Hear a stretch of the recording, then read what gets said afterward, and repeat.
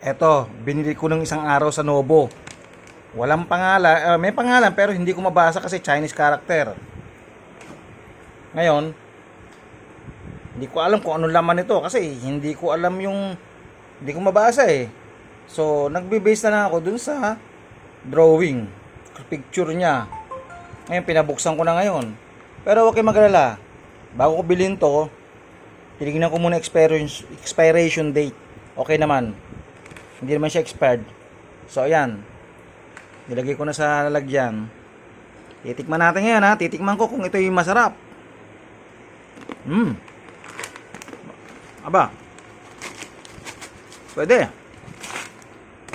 So, sa mga nakakabasa nito, ano nyo na lang, i-comment nyo na lang kung anong tagang pangalan niya. Eh, hindi ko alam kung Chinese to o Koreano o Japanese. Masarap. Subukan nyo. Ha? Comment na lang kung masarap. Malamang meron yan sa mga Nobo sa inyo. Sa Nobo ko nabili to eh.